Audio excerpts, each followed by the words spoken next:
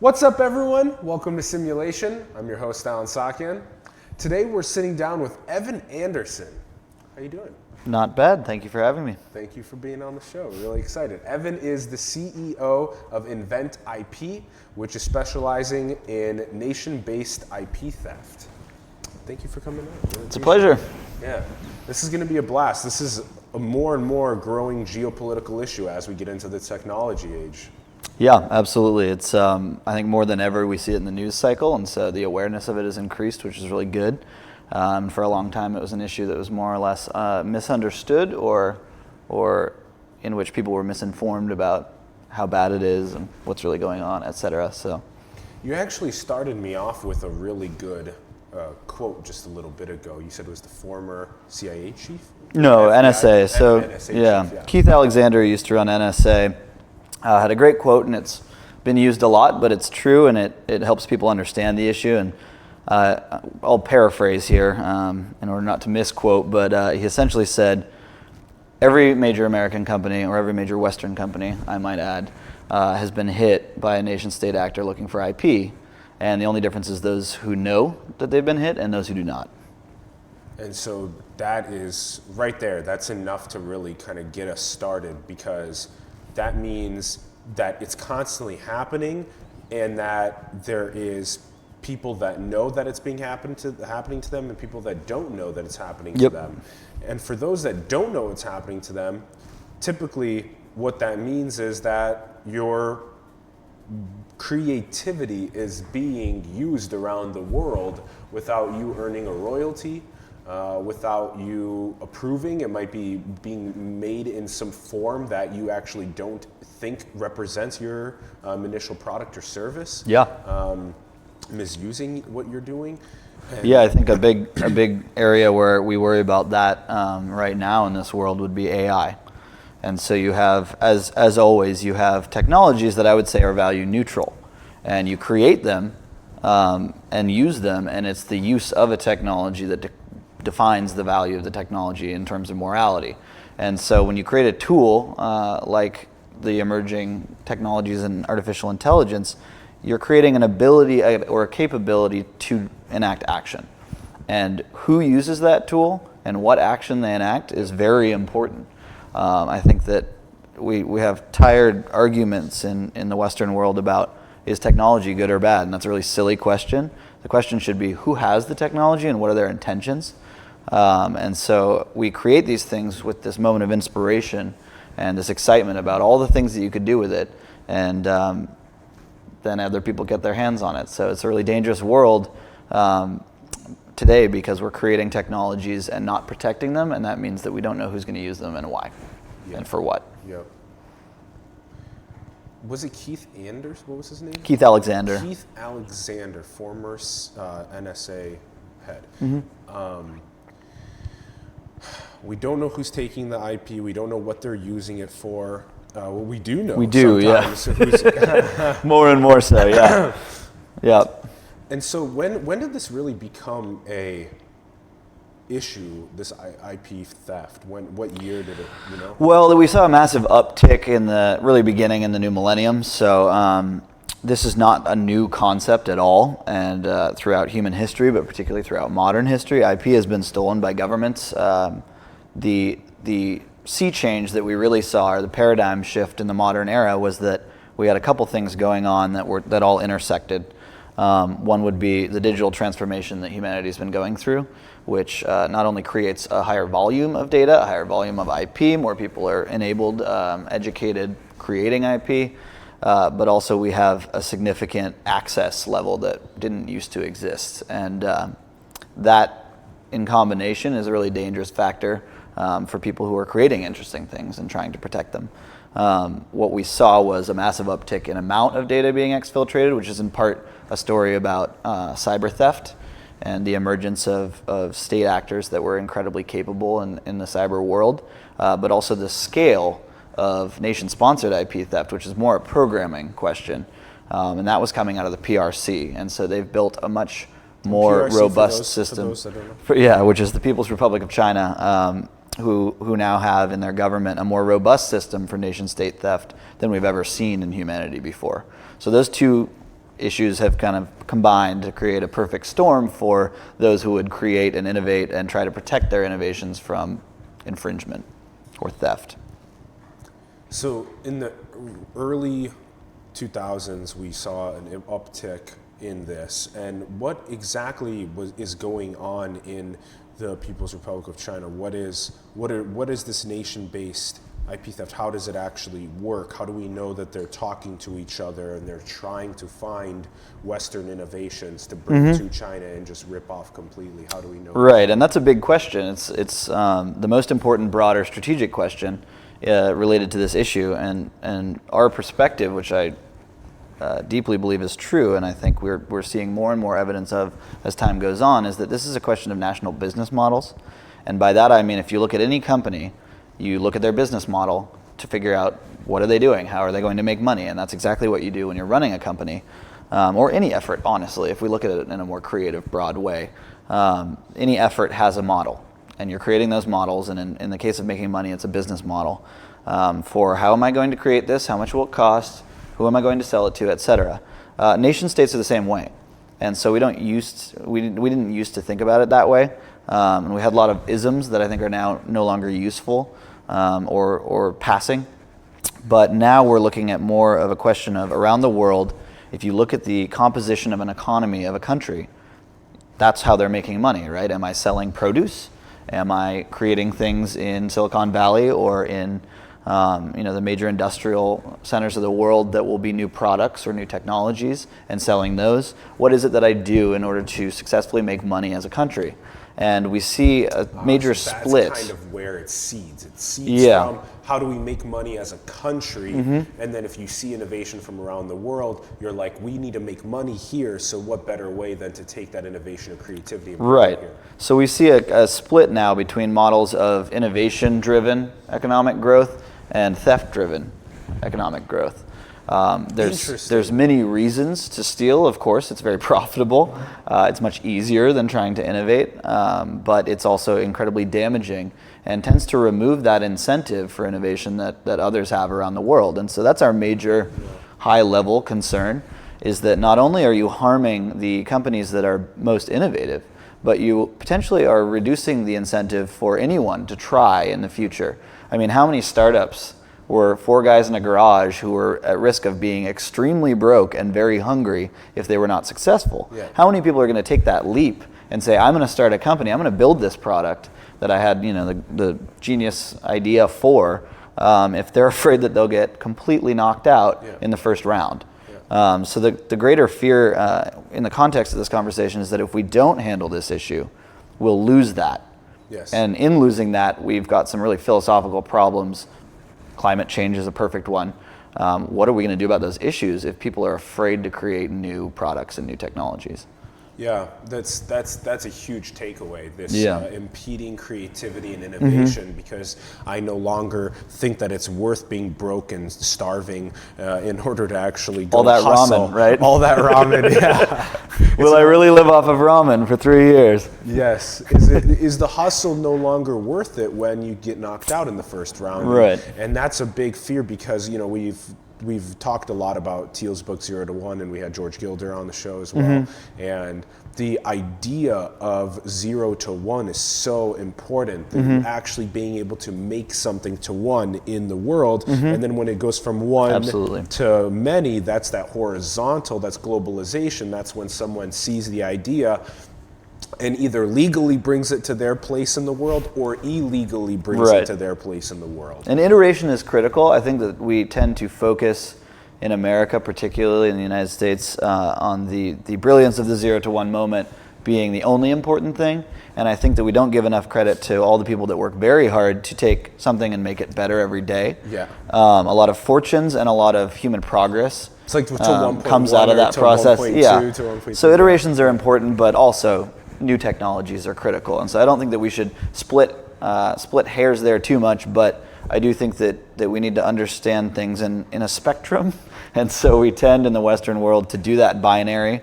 And that's not the only valuable perspective. right? We should also be paying attention to who's creating a better X and protecting them, and so that we see the ecosystem as a whole. Because Europe at any moment could take the product that we have here in the U.S. and legally enhance it to 1.1 or 1.2, and that could be great. And in a good business environment, that's what you want, right? People talk about, well, I do want competition in some ways, and that's exactly the kind of iterative process where you're towing off against each other or teeing off against each other. That's important too, but it has to have rules. If there are no rules to the game, it's not going to be a fun game to play, right? So. And that looks very much like those consequences we were talking about, where people are disincentivized. Let's go to the how do we know that nation-based IP theft is occurring? Right. So when this first started to come up as a public issue, at least, there are folks in the government that are responsible for tracking this, and a lot of them work very hard. Like, do you know? Well, I mean, they won't tell you. There's plenty of people that are trying to track and deal with this issue in governments here and in governments not just in North America, but all across Europe and this increasingly is a real thing, worldwide. And you can tell me if this is not okay to talk about, but that's fine. But that there are people that are from China that are in the U.S. that speak English. There are people in the U.S. that are in China that speak Chinese, Mandarin, that are kind of these agents in these countries observing the way that governments and businesses are operating. Yeah, and I mean, we know that, right? We know there are spies, and so the question here is not so much do people spy on each other, government to government, because we know that always happens, right? Okay. Of course they do. The question is why. And so if you're trying to watch either your adversary or your allies or just any other countries in the world, what are you doing with that information? And that's where this difference lies. Is every country that has any budget at all will have an espionage service in order to monitor the goings-on of other countries and governments. That's more or less to be expected. I mean, we have an entire infrastructure worldwide where embassies are used for that, and they more or less play games of cat and mouse with each other, and the whole point is that everyone needs to have some sort of global understanding of what's happening in order to see their place in the world and how they're doing and many things, right? I mean, that's a whole world of its own. What's really important here is that if you take that infrastructure in a large country with essentially blank checks and large numbers of people and many resources and apply it to attacking companies, those companies can't fight back. And they like to talk about the ways that they're trying to, and that's kind of a matter of not being the tall nail. But if you divert all the resources of an espionage infrastructure in a major country, point it at a company, how long is that company going to be able to keep you out? Not very long, right? So sometimes they're really successful, and we're all amazed that they spent years under full attack and managed to stay safe. But, there's just very little chance that you're going to be able to fight off essentially an army of a country as a company. You just don't have the budget. And so one of the reasons that my role is important, and one of the things that I think is most important about my work, is that we can always help each other in the security sense to understand these issues and to be aware and to not just be an open book, and to be safer than before.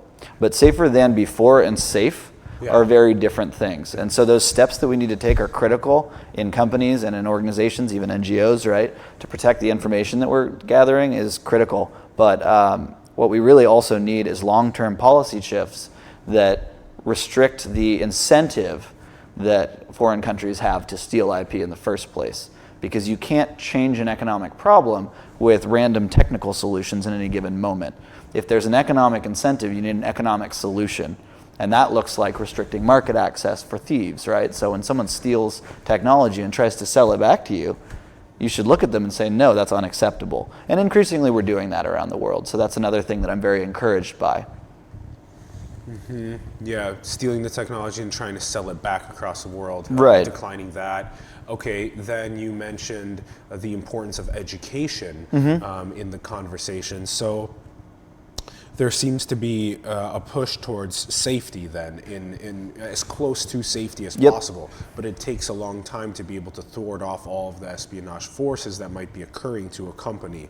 And excuse me, and it's very difficult, time-consuming, resource-consuming to do so. It's a drag on companies, right? When you think about how many resources, increasingly so, have to be diverted from what might be an R&D budget, right? It could be anything. It could be something that was really valuable to humanity that didn't get funded within a company or within a government because we were distracted by this more or less infighting between nations. Yeah. And so that's certainly not the world we want to live in, I don't think. And also that's taking away from innovation yeah, and creativity. Yeah. That anytime you're spending resources, excessive amounts of money or whatever it may be, people, time, man hours, and just building, security teams that have to spend 24/7 active monitoring, spend all their time focusing on keeping your organization safe, you've lost the ability to put those people on a different project. And so I'm not saying that the security industry is a waste. It's critical, right? Yeah. But it's too bad that that's the world we're living in. No sense crying over it, but doing something is important. And that's an interesting part of our globalization conversation, as well as will we build enough trust with each other to where we can have free trade and more love and care across these artificial borders moving forward, and hopefully we do. Can we go back to the People's Republic of China? Let's talk about what has been going on specifically. Can we talk about some specifics over the last 15 years? Yeah, I think the best way to help viewers understand this issue is also case studies. So I can throw out a couple of those, right?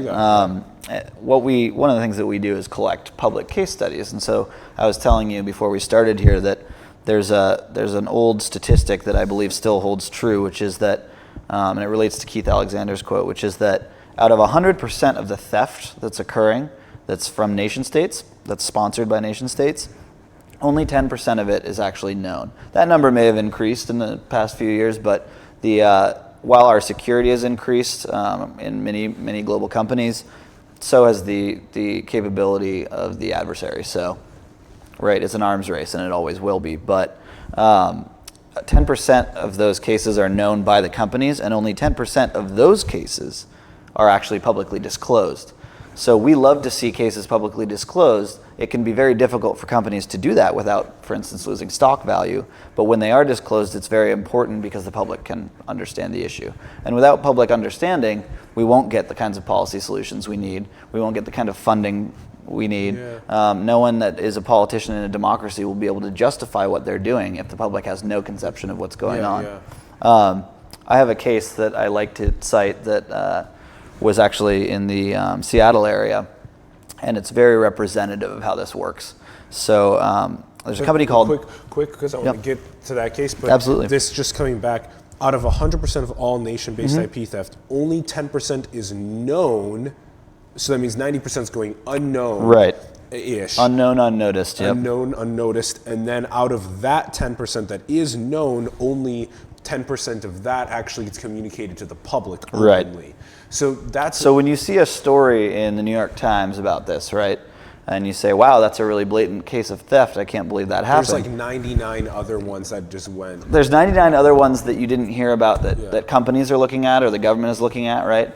And then there's, again, that's only 10% of the This seems to be true theft that's going on in the world. More and more important for the public to be educated about it, especially to get more creativity and innovation. Okay, let's go to the other Seattle. Well, so a good example of this is there's a company called Huawei that many people now have heard of. It's a major telecom in the world. Huawei made the Nexus 6, Nexus 6P for Google. Huawei is, I think, one of the largest Asian companies.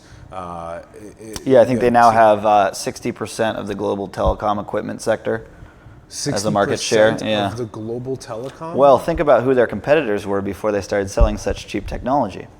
Nortel, gone.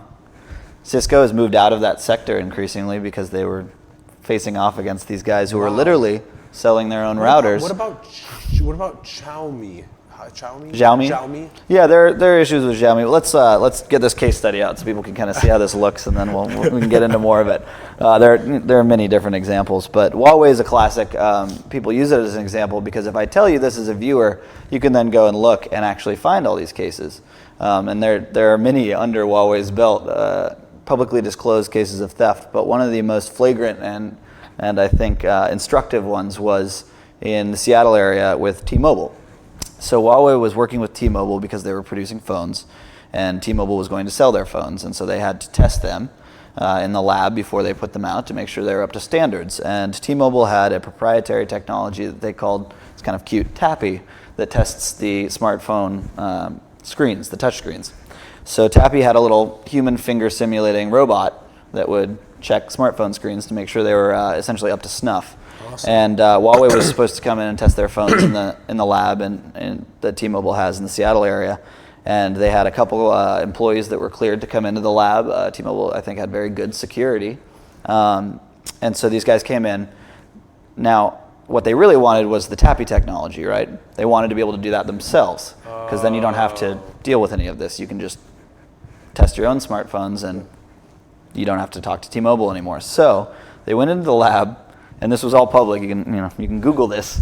They went into the lab, and they brought a guy from Beijing who was not supposed to be there. And T-Mobile knew this, and they said, these are the guys that you can bring in, so here's your security clearance cards so you can scan into the lab. They counterfeited one of the cards for this guy, brought him in, came into the lab, physically broke the part off of the robot and stuffed it into one of their bags. Now, T-Mobile has a security apparatus at their R&D lab, so this is happening on camera, right? And then they book it.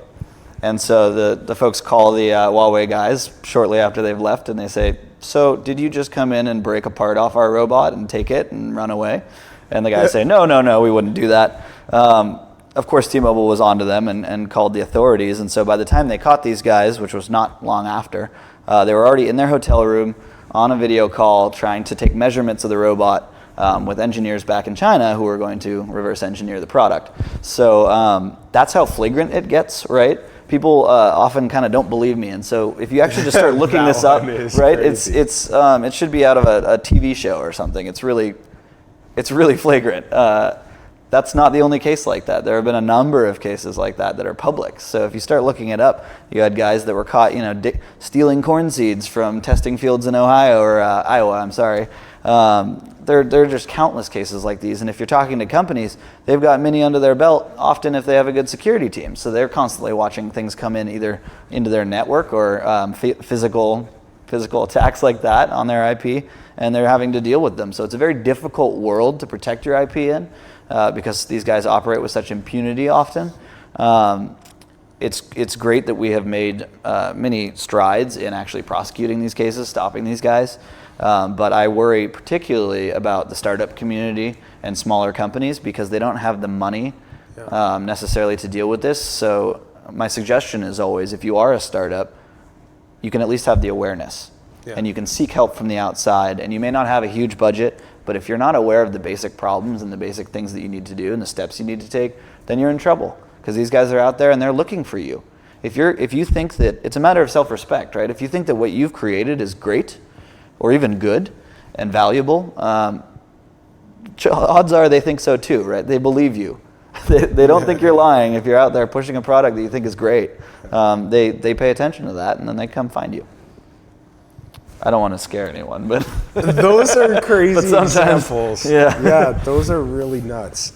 And there's economic incentive behind people to go That's and a lot do of money this to process. be made. Yeah. So if you go and succeed with ripping the part off, or going and stealing the seed from the farm and bringing it home, and then they successfully test it and reverse engineer it, then you're making a good amount of money. It's, right. It's this economic incentive. It's well, this you can calculate. Incentive.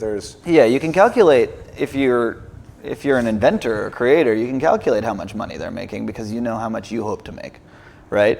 And you know how much you spent. And so if I've got a robot, right?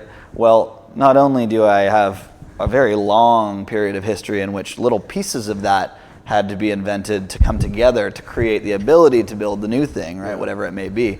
So that's sometimes, if you really think, that could be 100 years of progress and study and research, and some of it's government funded. I mean, there are many parts to that puzzle. But once you create the product as a company or even just an individual, you know how much money it cost and how much effort and how difficult it was to create that product. Yes. That's what they get when they steal something, right? Yeah. So that's why the Chinese government wants these technologies to be stolen, because they don't want to go through that really complicated iterative process with many, many failures along the way that's so very difficult to achieve. They save a lot of time by just skipping ahead.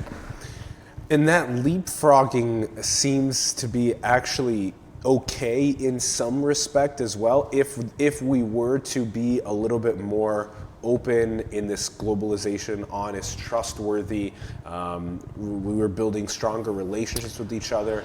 And Yeah, there's a potential world that you could envision where we would be sharing things, and I think there's a lot of great stuff going on in open source that focuses on that. And I think we talked about this before when we met, but I have no problem with open sourcing, right? Of course not. People ask me that sometimes, as though I'm, the IP monster. That yeah, of course not. If you invent something that you think is great for humanity, and you want people to share in that and to collaborate and work on it, that's great.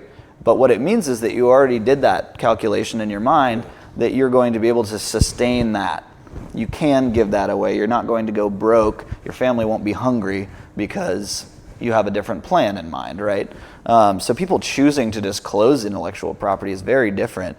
And the only thing that I would say that worries me about open source stuff would be just be careful what you've created. Be mindful of what you've created. And when you do open source things, just do a double check in your mind. What could this be used for? So am I giving this to someone who, if it's free to the general public, that could be really great, unless they decide, again, to use that tool for a nefarious reason. Don't forget that there are people with different goals than yours out in the world, right? I want to say that I envision a world where it's more collaborative, but it's still competitive. People are still competing for creativity and innovation, but at the same time, once they create it, if other people want to take that one and make it a 1-1 or a 1-2, we do it legally. Right. And we have rules. I mean, there are many different very, very interesting programs today where even sometimes, not very often, but sometimes major companies work together. It's happening with some interesting renewable technology. You see these companies coming together to, for instance, 2 car companies might band together to help both of them, to work together to create electric cars, and they wouldn't be able to have the budget separately. Yeah. I mean, there are a lot of different ways that we can collaborate around the world. We just have to be careful about what the rules are and can we enforce them. Well, let's take the Tappy example, for example. So if my company wants Tappy and I ask T-Mobile for a license to use their technology of Tappy and T-Mobile says no, then I'm like, well, I'm SOL now. I'm shut out of luck. Well, you're not. I got to go and innovate it myself. You just may need to do your own homework. Yeah, exactly. Yeah. I mean, if I wanted your refrigerator and I asked for it and you told me I couldn't have it, it would not be acceptable for me to break into your house with a couple of my friends and take it. Right? Because otherwise I don't have a refrigerator. I mean, this applies to any basic, you can just boil this down to, right, what happens when you don't get what you want? Well, you're not allowed to just rob people. So that's good. It's not, it's not that complicated, right? At the end of the day, it's so funny how it's different with IP though than it is with the fridge. Or it seems to be different. It feels more important to people, I think. And so if you're a company that's trying to innovate and you feel that there's a piece that you need and you can't access it, that can be very frustrating. Yes.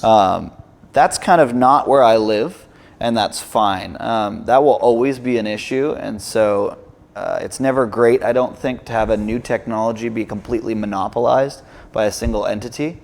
But there also needs to be a reward to spending all that time and effort, right? And so you can't just break all the rules and expect to have a good world, because who's going to spend all the money on an initial investment if it's not protected?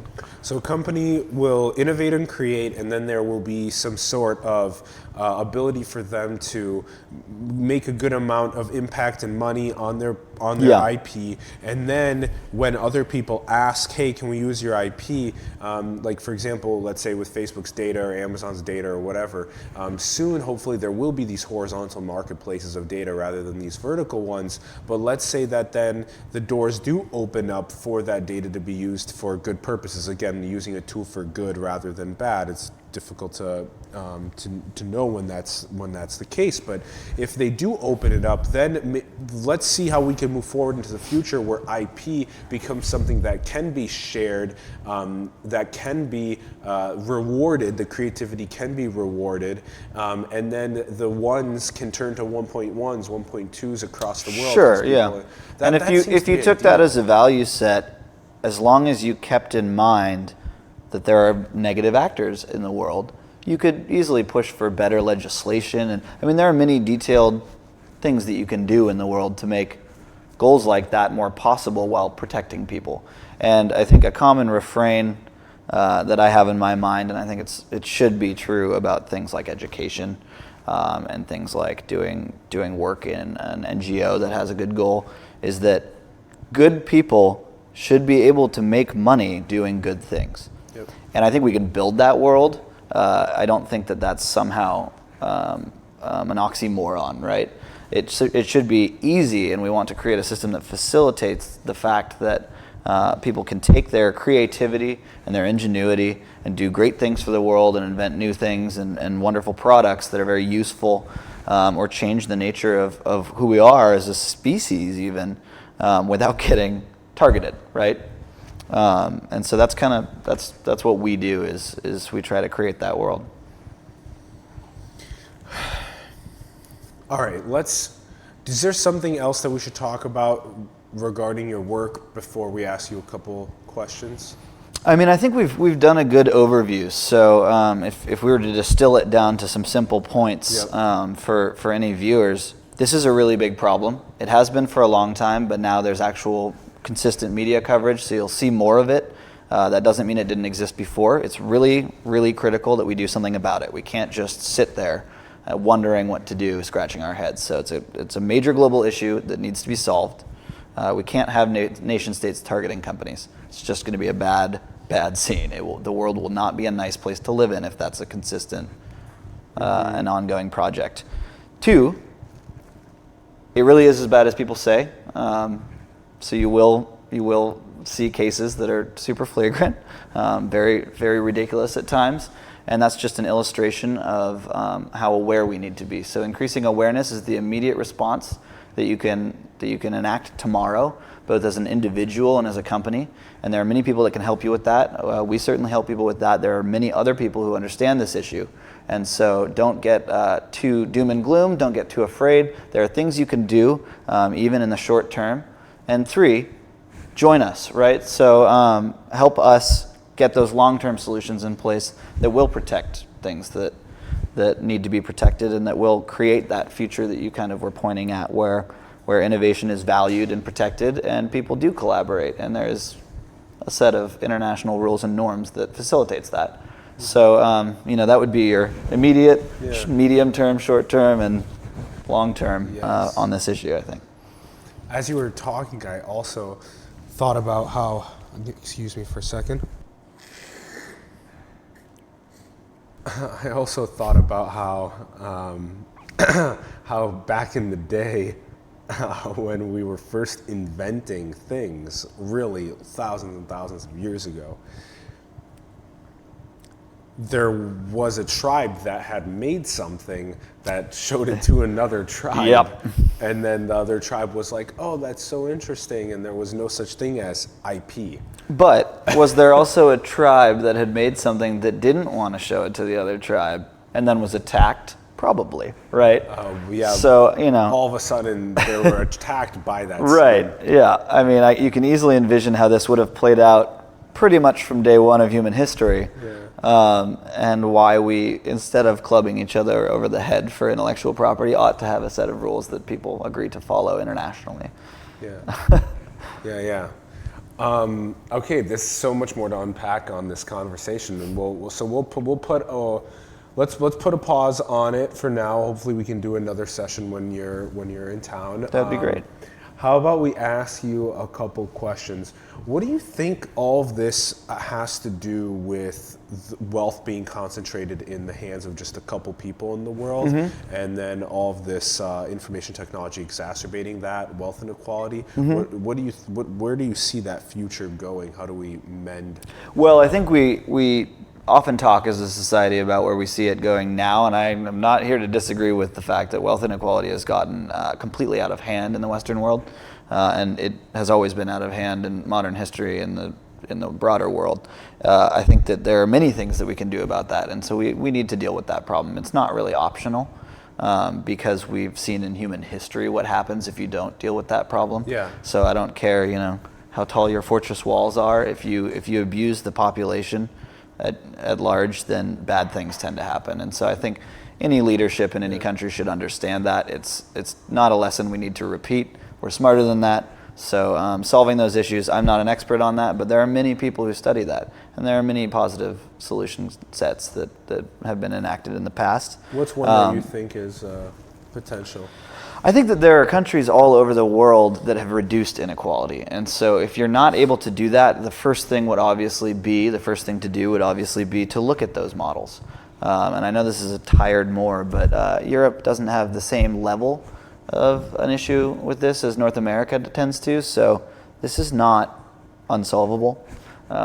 There are a lot of issues like that in the world where there are certainly things that you can try, and I think we have a problem in North America, and particularly in the United States, of not trying yet, and that's very different than it being intractable as an issue. That being said, I'm not saying it's easy. So this, we're into my personal opinion, but that's an issue that just simply has to get dealt with, in my mind. It's not optional, and so I think we have many things that we can try policy-wise. And we could get a domestic policy guy in here next time and talk about that. Yeah. As it relates to our issue, it's a really good question, because I think people tend to, again, to see things in black and white too often, particularly in this culture. And one question that I sometimes get is, well, are you just trying to protect a system that is creating wealth inequality? And that's not at all the point, because as you were saying, there are parallels to IP, what we now call IP, throughout human history. And while things should be shared in order to slow wealth inequality, I don't think that having no rules is the right answer, right? I don't think chaos is the solution to a system that needs tuning. So I think that we have very clear policies that have exacerbated this problem, particularly in the United States, and I think that we therefore should be able to start doing our homework on how to undo some of the things that we've done.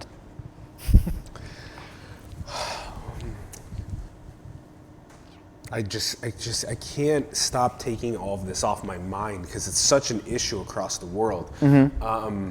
It not only wealth inequality, but also globalization. Those two things smashed together, I feel like are potentially going to cause a destabilization. I think they already are. If you look at the global political atmosphere today, I think that there's a lot of fear in the world based on this clash, based on witnessing the clash between globalization and the kinds of systemic differences that I was discussing earlier, the kinds of cultural differences and economic and national business model differences between different poles of power around the world.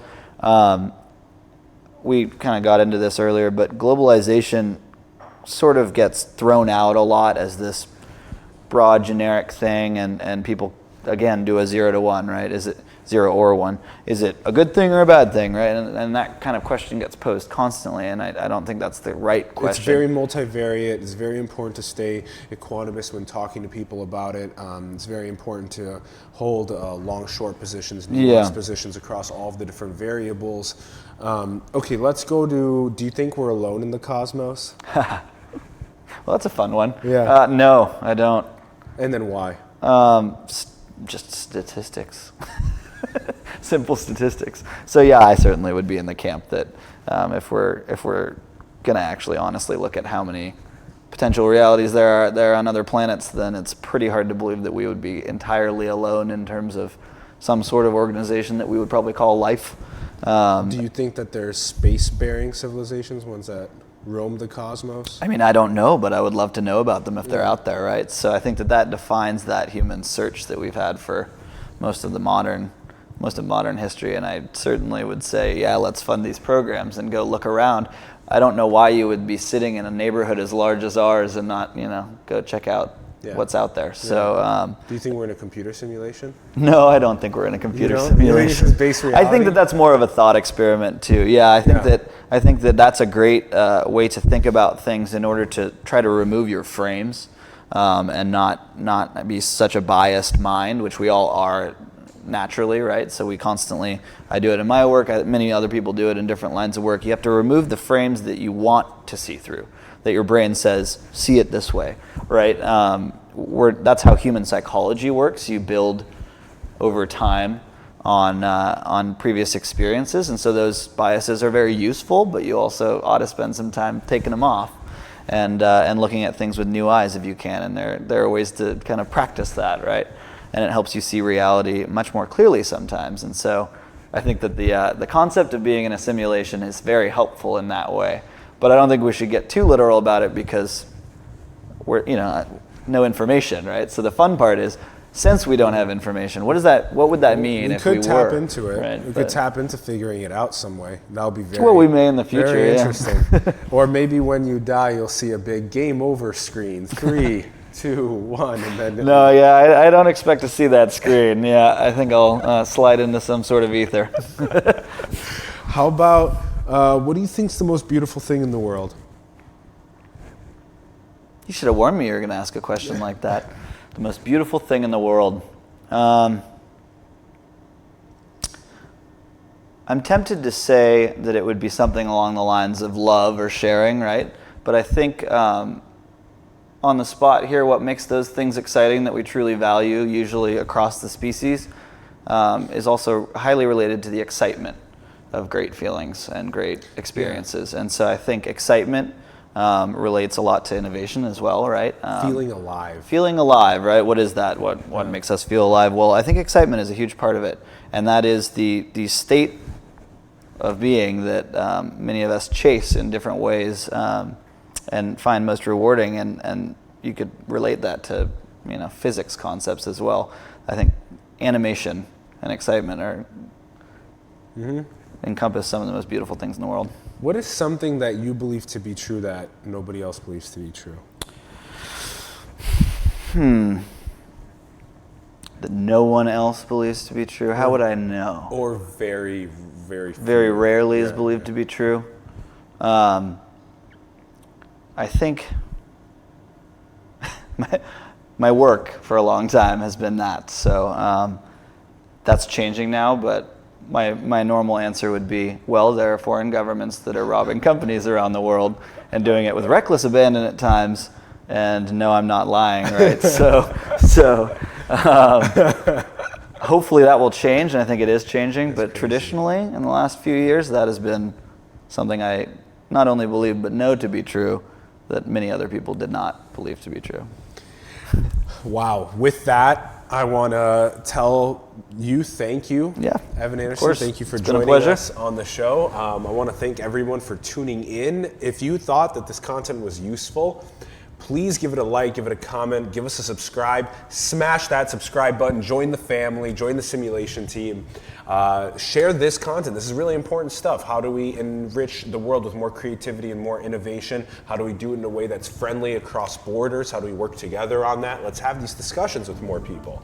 Join us on Patreon. We need to keep the studio running. We need to keep all the operations rolling, so join us there, please. And we'll catch you guys more soon. Thanks to our producing partner, Ron Vargas. Peace.